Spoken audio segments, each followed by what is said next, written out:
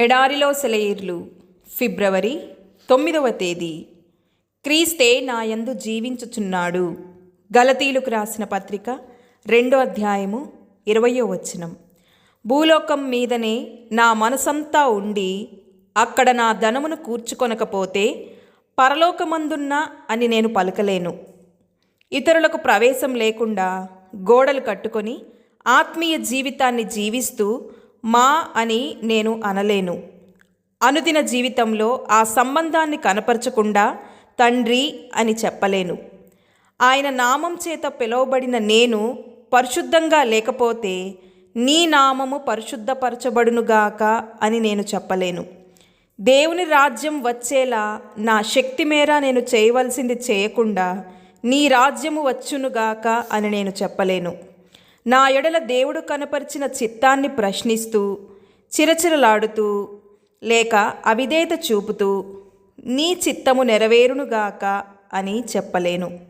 నా జీవితాన్ని ఆయన సేవకు అంకితం చేయడానికి సిద్ధంగా లేకుండా పరలోకమందు ఎలాగో అలాగే భూమి అందును అని చెప్పలేను. నేను గత అనుభవాల మీద జీవిస్తూనో లేక చట్టవిరుద్ధమైన కొనుగోలు చేసేవాడనైతే మా అనుదిన ఆహారము నేడు మాకు దయచేయుము అని అడగలేను. ఎవరి మీదనైనా నేను ద్వేషం పెంచుకున్నట్లయితే మా రుణస్థులను మేము క్షమించి ఉన్న ప్రకారము మా రుణములు క్షమించుము అని చెప్పలేను. ఉద్దేశపూర్వకంగా నన్ను నేను శోధన కలిగే చోట పెట్టుకొని మమ్ము శోధనలోకి తేక అని చెప్పలేను. ప్రార్థన ఆయుధంతో ఆత్మ సంబంధమైన పోరాటం చేయడానికి నేను సిద్ధపడకుండా కీడు నుండి తప్పించుము అని చెప్పలేను.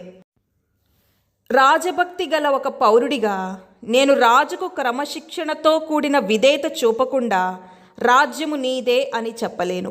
మనుషులు ఏం చేస్తారోనని నా పొరుగువారు ఏమనుకుంటారో అని నేను భయపడుతూ బలము నీదే అని చెప్పలేను. నా సొంత మహిమనే నేను కోరుకుంటూ మహిమ నీదే అని చెప్పలేను. నేను కాలానికే పరిమితమై ఉన్నప్పుడు నిరంతరము నీవై ఉన్నవి అని చెప్పలేను. ఈ మాటలు దేవుడు దీవించునుగాక. ఆమెన్.